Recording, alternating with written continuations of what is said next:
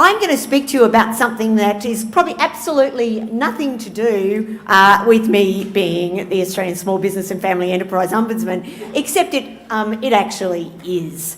Now, you might be aware that, or you heard, I was a pharmacist for lots of years and have been involved in health at all sorts of levels. So Norman and I have done 1 or 2 gigs together over the years, as I have with lots of the rest of you. So I'm going to start off by telling you about the opportunities that exist in your part of the world. So let's just start with the inevitable. What's the state of the healthcare system in Australia? And I'm going to run through this really quickly because you would have heard about it. There you are, there's hospital admissions. It's interesting. Guys go to hospital more often than women, if you can see that. But you can see that hospital admissions are escalating. The people over 65 who are using health services more than it was a decade ago, escalating quite quickly. There we are, that's what's happening in general practice. In Medicare items, you can see there the escalation. You guys know better than anybody what's happening in the chronic disease space. 1 in 2 Australians are living with a chronic condition. I think it's something like 1 in 5 or even more than that who are living with 2 chronic conditions. Once you add mental health into the space, it escalates even further. So the figures would indicate that avoidable hospital admissions now are costing over $300 million a year. So there's what's called the dependency ratio. And some of you would have seen this before. It's been used a few times over the years. Most recently, this comes out of the Shepherd Review that was looking at the direction of finances generally in Australia. And what this shows is the number of people in the workforce that are there to support or are available to support people aged over 65. Now, you saw in the previous slides an increase in the number of people over 65, or people over 65 using the health system, people over 65 using more of the health system, whether it be hospitals or general practice. Now look at this. In 1975, there were 7.3 people in the workforce, so working, paying taxes, for every person aged over 65. Right now, at 2015, a couple of years ago, it was 4.5. But look what's happening. So by 2055, we'll only have 2.7 people in the workforce to support every person in Australia aged over 65. And people aged over 65 use the health system a whole lot more often. So we've got very few people in the workforce working and paying taxes for lots of people aged over 65 using lots of the health system. It doesn't require a genius to work out this is a significant problem. And just very briefly, that's Japan. Now, the reason Japan matters is they're already at 2.5 people in the workforce for every person aged over 65. And the scale or the graph shows what's happening to the percentage or how much of the GDP is going to pensions in Japan. So you can see the percentage of the GDP being used in pensions going up because they've got a significantly ageing community, and the number of people in the workforce to support this huge increase is getting less and less. So fundamentally what this shows, or what the Japanese system shows, is if you've got an ageing workforce, fewer people or an ageing population, fewer people in the workforce to support those people, you're going to end up with a problem with the cost of health, the cost of pensions generally. And if you don't do anything about it, that delivers low growth, potentially high taxes, reduction in government services, but probably more importantly, a decrease in the quality or in living standards generally. So this is just a statement of fact. So what are we going to do about it? Well, what we've got to do about it is have fewer people in our traditional health system, fewer people in our hospital system or in our critical care space. Now, you know this, you live and breathe it every day, but I just was trying to make it clear that this isn't a choice. It's actually necessary if we're going to maintain our quality of life in Australia. So we know that patient-centred care is what we've been talking about, heavens, since probably Leanne and I did a report at the Australian General Practice Network and got into all sorts of trouble for it lots and lots of years ago. But we have moved on from there, which is really good. Patient-centred care is about keeping people healthy, independent, out of the health system. It's about, well, as you guys would know better than me, it's about managing chronic diseases better. It's about team-based approaches. But what's happening? Well, what's happening is that there are a whole range of new funding models. Some of them in the health system, more government funded, and some of them not. But in the panel that's coming up, you're going to talk about healthcare homes. Now, that's a huge step from my perspective in the right direction in how we can pay for outcomes almost, to use my nasty business type approach to things. But so where we can pay to achieve good coordinated care for patients who need it. But there's also a range of other choices coming up or available now in the healthcare space. We can see the changes in funding models in aged care, moving to giving people giving people their funding so that they can choose to purchase what they need to stay in their home, based upon them wanting to do that, and most people do. The NDIS funding model, again, giving people with a disability the money or their money so that they can purchase what they need. And that approach is going to become more and more, I suppose, standard practice. It's about patient-centred care, isn't it? But it's also about giving the patient, or the consumer, or whatever we call them, the capacity to determine the sort of services that they want to serve, for them. And it's not the same for everybody. What my 90-year-old parents need to stay in their home is extraordinarily different from what my 90-year-old uncle, and his partner need to stay in their home. So it's actually really sensible to say to my parents that they are able to get the services they need, not the services that we might think 90-year-olds who want to stay in their own home need. Now, why is this important? It's really important for you guys. The opportunities that this gives for nursing and for primary healthcare nursing, in my view, is extraordinary. I don't have to tell you that people trust you. They trust you a whole lot more than most professions. In fact, you're right at the top of the tree at, I think, 92%. Pharmacists, my old profession, were at 86, along with GPs. I was a politician for a while there at the bottom. No, just above car salesmen. That's good. Car salesmen are always at the bottom. In fact, the good news is about them, they're very consistent. They're always at the bottom. So you're in this great spot where there's a huge need to change the way we manage health, to be able to keep people healthier out of our hospital system, to ensure that we have the quality of life we need for the future.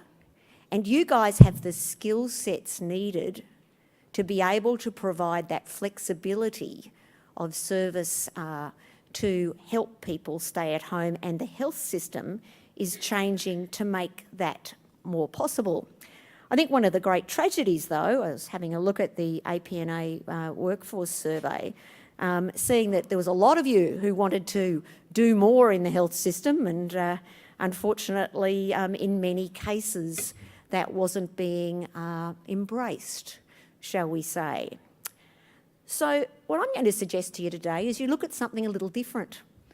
You look at the opportunities for you to become small business people, to look at, I suppose, what it really means to be in a position to provide primary healthcare services directly to general practice as small business people, or to pharmacies. As you know, lots of pharmacies now providing diabetic clinics, baby health clinics, wound management, all sorts of things.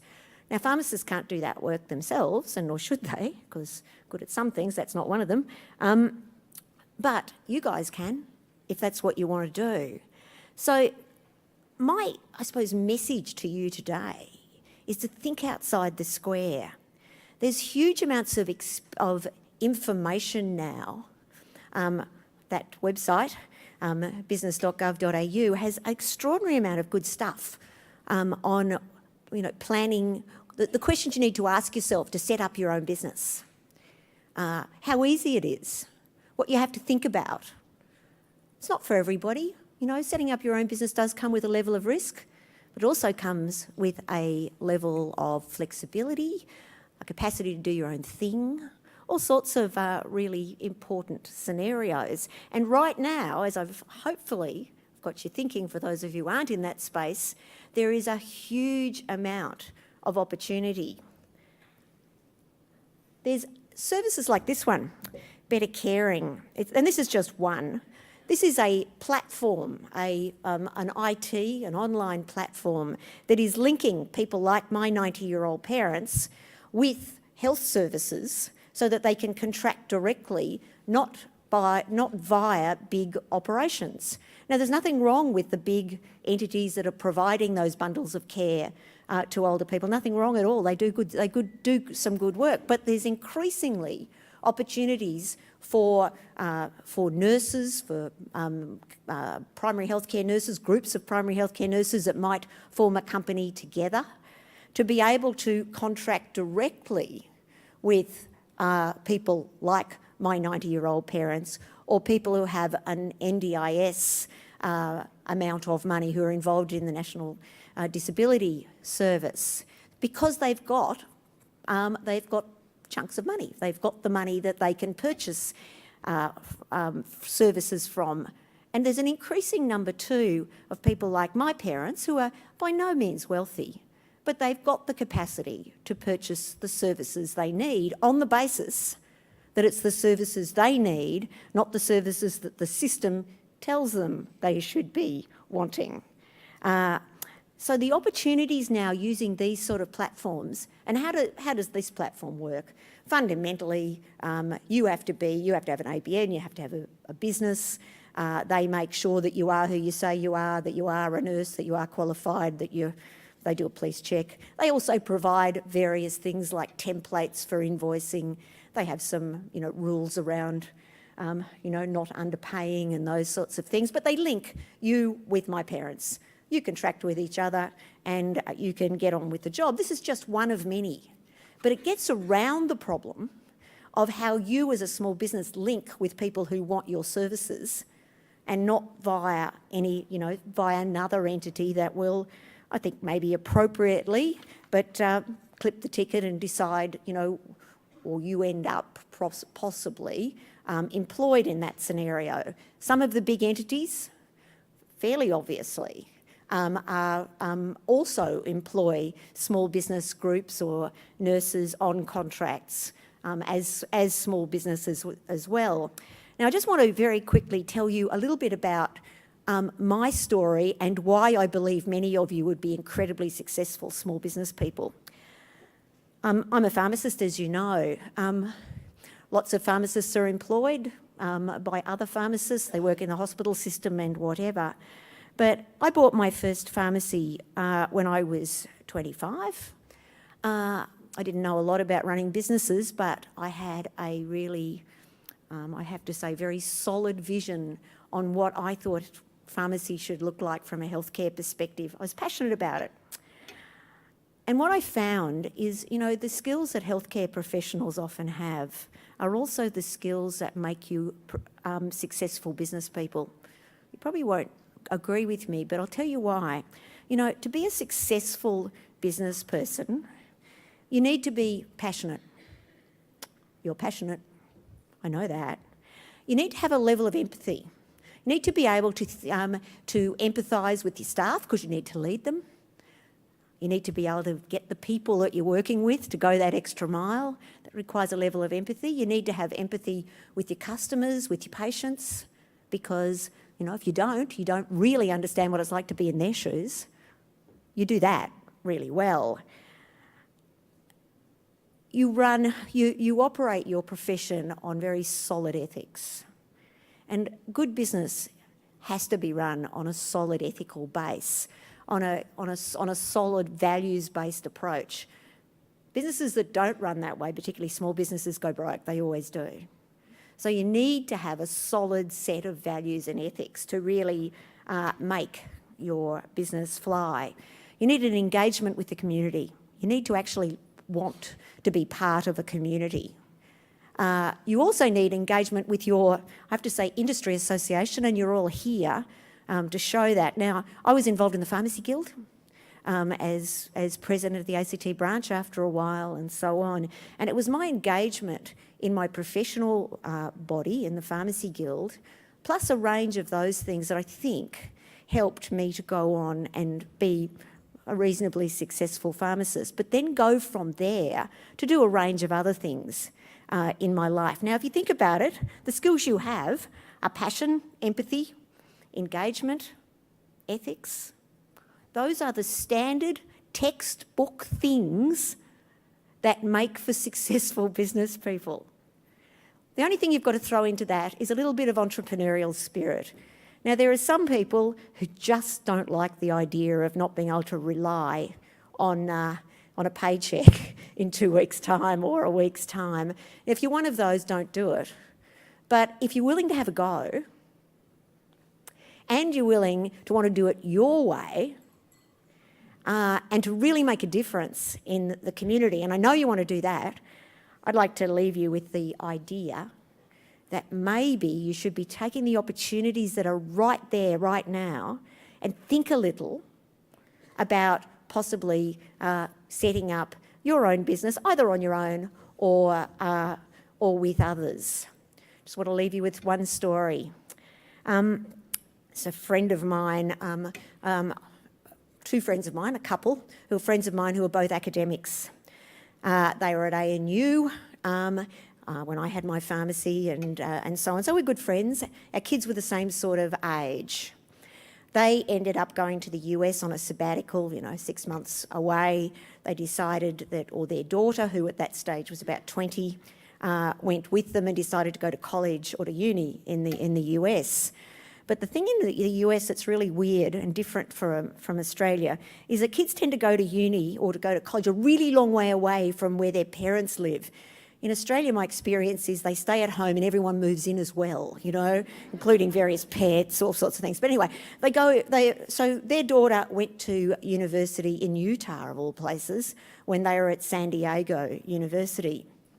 Anyway, one morning my friend rang me up in tears. It was really early in the morning, saying, "Kate, this is absolutely shocking." I think the reason she rang me is if anything was ever going to go wrong, it was usually with my kids. So she thought, I'll ring Kate, she'll understand what's happened here. And she said, look, Sal has got in touch and said that I'll read what she said. She said, "Mum, the dormitory's burnt down, but don't worry, I'm okay. I've moved in with the groundkeeper. His name's Jack, he's got a lot of tats. I don't think you'd like him much, but hey, we're getting on fine. Love, Sal, P.S. I think I'm pregnant."